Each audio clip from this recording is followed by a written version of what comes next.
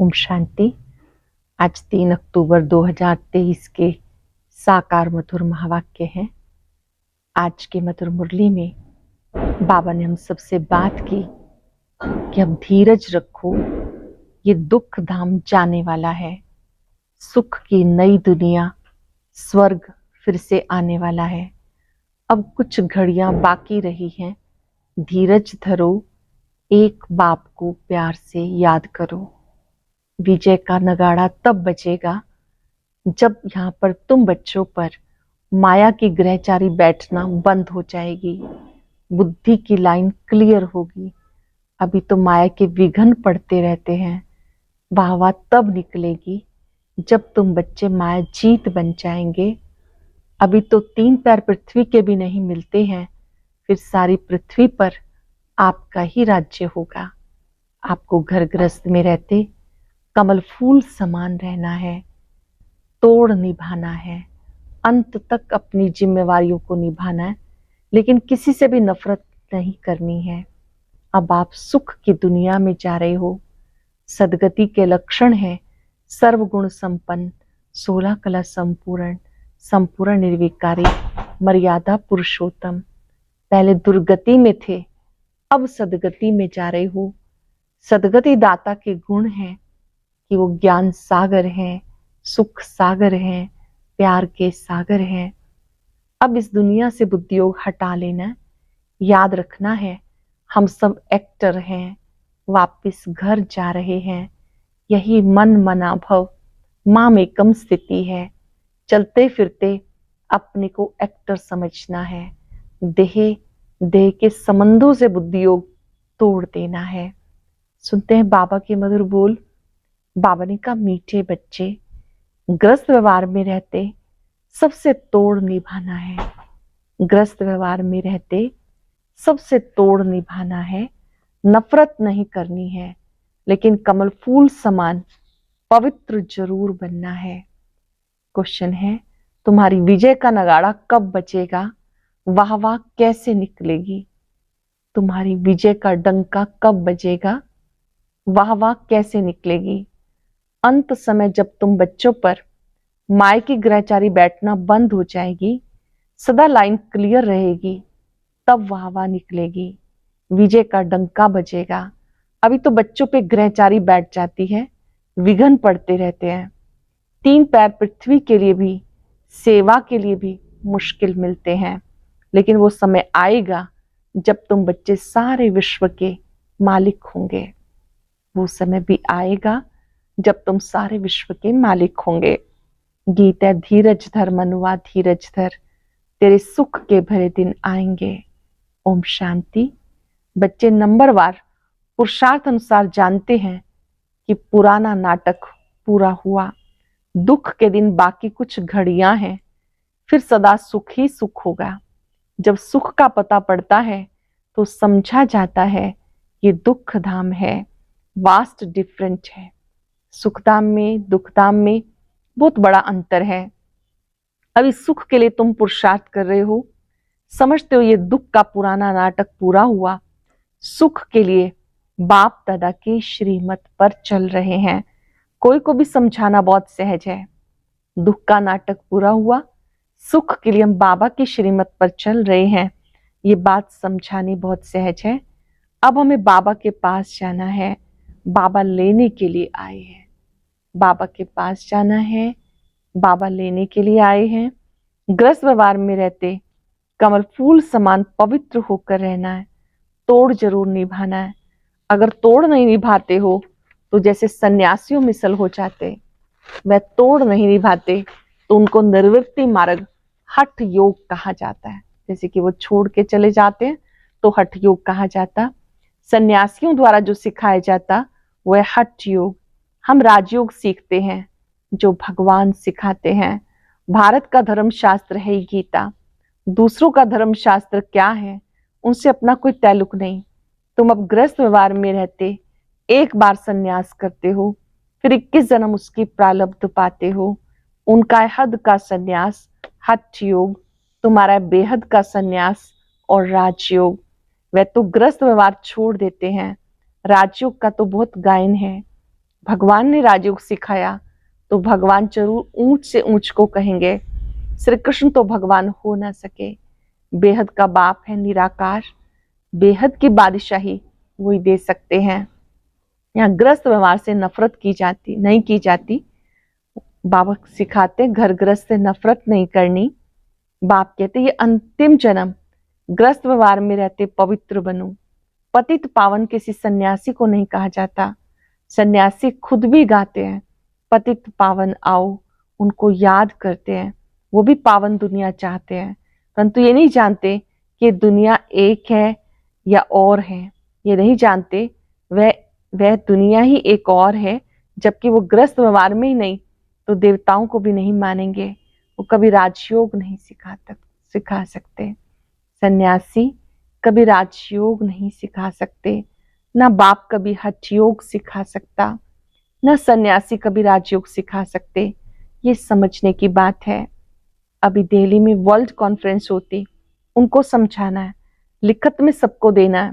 वहां तो मतभेद हो जाता, लिखत में होगा तो सब समझ जाएंगे इनका उद्देश्य क्या है। अब तुम समझते हो हमें ब्राह्मण कुल के, हम शूद्र कुल के मेंबर कैसे बन सकते हैं, और विकारी कुल में हम अपने को कैसे रजिस्टर्ड कर सकते हैं। इसलिए ना कर देते हैं। हम है आस्तिक, वो है नास्तिक। वो है ईश्वर को ना मानने वाले, हम है ईश्वर से योग रखने वाले। मतभेद हो जाता, समझाया जाता जो बाप को नहीं जानते वो नास्तिक हैं, तो बाप ही आकर आस्तिक बनाएंगे। बाप का बनने से बाप का वर्षा मिल जाता है। ये बड़ी गुह्य बातें हैं। बाबा का बनने से बाबा का वर्षा मिल जाता है। बड़ी गुह्य बातें हैं। पहले पहले बुद्धि में बिठाना है गीता का भगवान परम पिता परमात्मा है। उसने ही आदि सनातन देवी देवता धर्म स्थापन किया। भारत का देवी देवता धर्म मुख्य है। भारत खंड का कोई तो धर्म होना चाहिए, अपने धर्म को भूल गए हैं। ये भी तुम जानते हो। ड्रामानुसार भारतवासियों को अपना धर्म भूल जाना है, तब फिर बाबा आकर स्थापन करे, नहीं तो फिर बाप कैसे आए। कहते जब जब देवी देवता धर्म प्रायलोप हो जाता है मैं तब आता हूँ। प्रायलोप जरूर होना ही है। कहते हैं बैल की एक टांग टूट गई, बाकी 3 टांग पे खड़ा है। मुख्य है ही 4 धर्म। अभी देवता धर्म की टांग टूट गई है, यानी वह धर्म गुम हो गया। इसलिए बड़ के झाड़ का मिसाल देते, इसका फाउंडेशन सड़ गया है, बाकी टाल टालियां कितनी खड़ी हैं, तो उसमें फाउंडेशन देवता धर्म है नहीं। बाकी सारी दुनिया में मठ पंथ आदि कितने हैं, तुम्हारी बुद्धि में सारी रोशनी है। बाबा कहते तुम बच्चे इस ड्रामा को जान गए हो। अब ये सारा झाड़ पुराना हो गया। कलयुग के बाद सतयुग आना है। चक्र को फिरना जरूर है, बुद्धि में रखना है। नाटक पूरा हुआ, हम जा रहे हैं। चलते फिरते उठते बैठते याद रहे, अब हमें वापस जाना है। अंडरलाइन करेंगे, चलते फिरते उठते बैठते याद रहे, अब हमें वापस जाना है। मन मनावो, मध्याजी भव का यही अर्थ है। कोई भी बड़ी सभा में भाषण आदि करना है तो यही समझाना है। परम पिता परमात्मा फिर से कहते हैं, हे बच्चे, दे सही दे के सब धर्म त्याग, अपने को आत्मा समझ बाप को याद करो, पाप खत्म हो जाएंगे। दे सही दे के सब धर्म त्याग, अपने को आत्मा समझ बाप को याद करो, पाप खत्म हो जाएंगे। मैं तुम्हें राजयोग सिखाता हूँ। ग्रस्त व्यवहार में रहते कमल फूल समान बन मुझे याद करो, पवित्र रहो, नॉलेज को धारण करो। अभी सब दुर्गति में है। सतयुग में देवताएं सदगति में थे, बाबा आकर सदगति करते हैं। सर्वगुण संपन्न, 16 कला संपूर्ण, संपूर्ण निर्विकारी, यह सदगति के लक्षण। ये कौन देते हैं? बाप देते हैं। उनके लक्षण फिर क्या है? वो ज्ञान सागर है, आनंद सागर है। उनकी महिमा बिल्कुल अलग है। ऐसे नहीं कि सब एक ही हैं। एक बाप के बच्चे सब आत्माएं हैं, प्रजापिता की औलाद होते हैं। अब नई रचना रची जाती। प्रजापिता की औलाद तो सब हैं, परंतु वो लोग इन बातों को जानते नहीं। ब्राह्मण वर्ण सबसे ऊंचा है। भारत के ही वर्ण गाए जाते। 84 जन्म लेने में इन वर्णों से पास करना होता है। ब्राह्मण वर्ण है संगम युग पर। तुम बच्चे अब स्वीट साइलेंस में रहते हो। ये साइलेंस बहुत अच्छी है। आप शांति स्वधर्म में रहते हो, ये बहुत अच्छी है। वास्तव में शांति का हार गले में पड़ा हुआ है। चाहते समय शांति घर में जाए, परंतु ये रास्ता कौन बताए? शांति के सागर के सिवाय कोई भी रास्ता नहीं बता सकता। टाइटल अच्छा दिया हुआ है, शांति का सागर, ज्ञान का सागर। श्री कृष्ण तो स्वर्ग का प्रिंस है, वो है मनुष्य सृष्टि का बीज रूप। कितना रात दिन का फर्क है। श्री कृष्ण को सृष्टि का बीज कह नहीं सकते, सर्वव्यापी का ज्ञान तो ठहर ना सके। बाप की महिमा अपनी है, वो सदैव पूज्य है, कभी पुजारी नहीं बनता। ऊपर से पहले जो आते हैं पूज्य से पुजारी बनते हैं। पॉइंट्स तो ढेर समझाई जाती। एग्जीबिशन में कितने आते हैं, प्रदर्शनी लगती है कितने आते हैं, परंतु कोटों में कोई निकलते, क्योंकि मंजिल बड़ी भारी है, बहुत ऊंची मंजिल है। कोटों में कोई निकलते हैं। प्रजा तो ढेर बनती रहेगी, माला में आने वाले दाने कोटों में कोई निकलते हैं। नारद का भी मिसाल है, उन्हें कहा अपनी शक्ल देखो, लक्ष्मी को वरने लायक हो। प्रजा तो बहुत बननी है, राजा फिर भी राजा है। एक एक राजा को लाखों प्रजा रहती। पुरुषार्थ ऊंच करना चाहिए। राजाओं में भी कोई बड़ा राजा, कोई छोटा राजा है। भारत में कितने राजाएं थे, सतयुग में भी बहुत महाराजाएं होते हैं। ये सतयुग से लेके चला आया। महाराजाओं को बहुत प्रॉपर्टी होती, राजाओं को कम। राजा से बड़े होते हैं महाराजा, उनकी प्रॉपर्टी ज्यादा होती है, राजाओं को कम। ये है श्री लक्ष्मी नारायण बनने की नॉलेज। उसके लिए पुरुषार्थ चलता है। पूछते हैं लक्ष्मी नारायण का पद पाएंगे या राम सीता का? कहते हम तो लक्ष्मी नारायण का पद पाएंगे, माँ बाप से पूरा वर्षा लेंगे। ये बड़ी वंडरफुल बातें हैं, और कोई जगह ये बातें हैं नहीं, ना कोई शास्त्रों में है। अब तुम्हारी बुद्धि का ताला खुला है। बाबा समझाते, चलते फिरते ऐसे समझो हम एक्टर हैं। ज्योति बिंदु आत्मा भ्रिकुटी में देखते हुए अनुभव करें कि मैं आत्मा एक्टर हूं। अब हमें वापस जाना है, ये याद रहे। इसको मन मना भव, मध्याजी भव कहा जाता। बाप घड़ी घड़ी याद दिलाते, मैं तुम्हें वापस ले जाने आया हूं। यह है रूहानी यात्रा। ये यात्रा बाप के सिवाय कोई करा ना सके। भारत की महिमा बहुत करनी है। ये भारत होलीएस्ट लैंड है। भारत बहुत पवित्र भूमि है। सबका दुख हरता सुख करता, सदगति दाता एक बाप है। भारत उनका बर्थ प्लेस है। वो बाप सबका लिबरेटर है। उनका यहाँ भारत में बड़े से बड़ा तीर्थ स्थान है। भारतवासी भले शिव के मंदिर में जाते हैं, परंतु उनको पता नहीं। गांधी जी को जानते हैं, समझते हैं वो बहुत अच्छे थे, इसलिए जाकर उन पे फूल आदि चढ़ाते, लाखों खर्च करते हैं। अब इस समय उनका राज्य जो चाहे सो कर सकते हैं। ये तो बाप बैठ गुप्त धर्म की स्थापना करते हैं। ये राज्य ही अलग है। भारत में पहले पहले देवी देवताओं का राज्य था। दिखाते असुर देवताओं की लड़ाई लगी, परंतु ऐसी बातें तो है नहीं।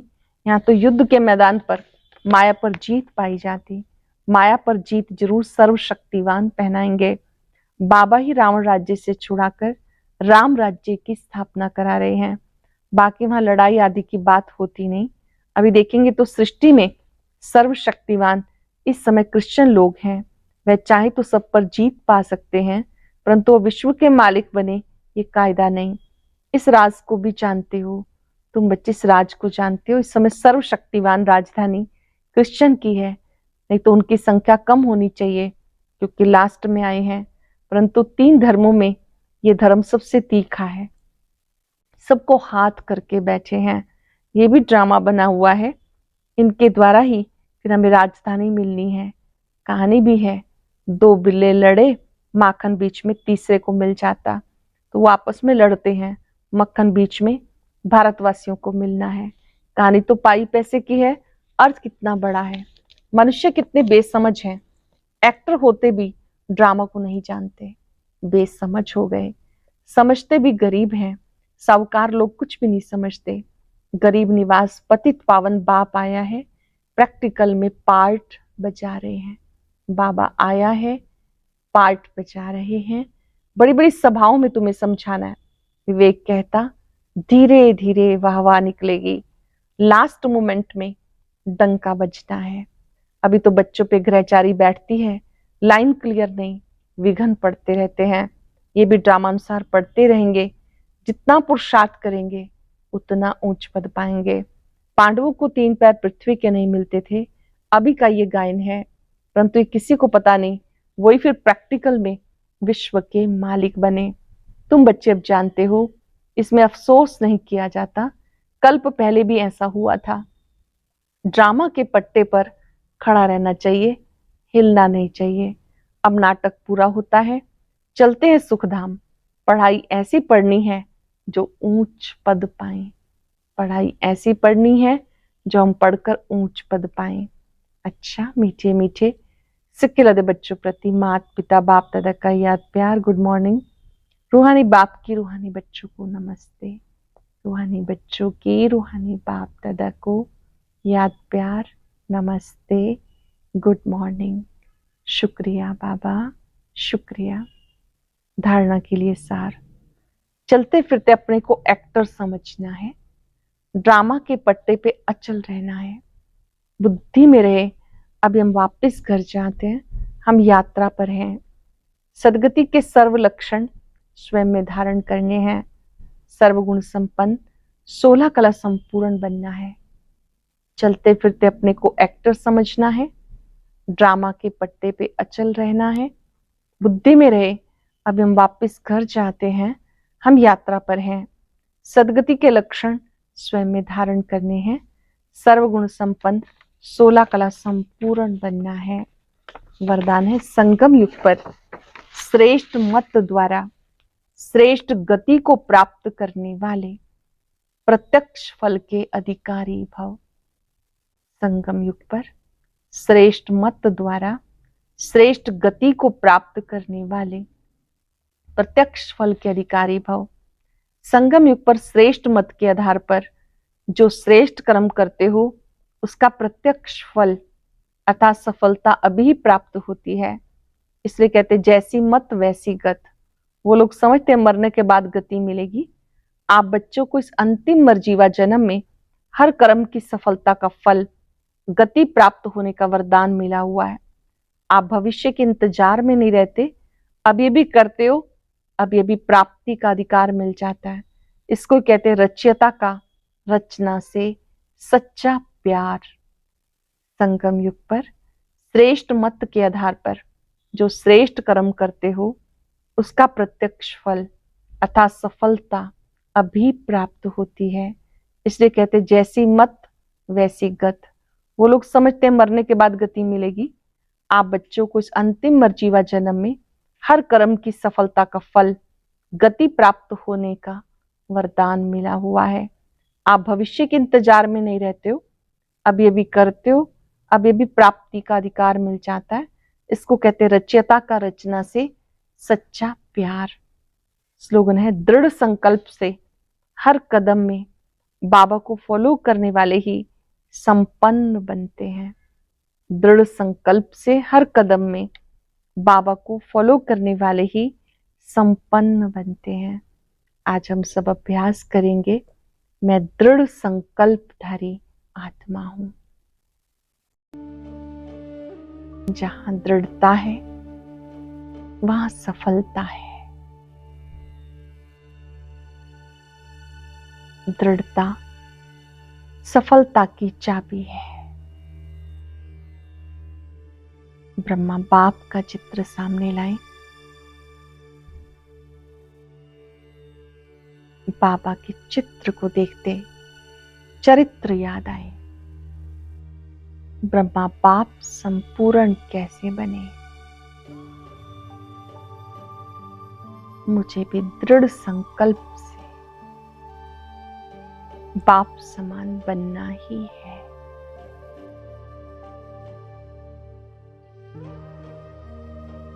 बाप समान संकल्प, बोल, कर्म और भावनाएं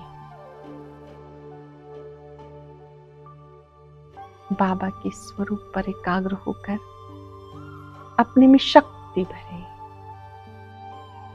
मैं दृढ़ संकल्पधारी आत्मा हूं। शुक्रिया बाबा, ओम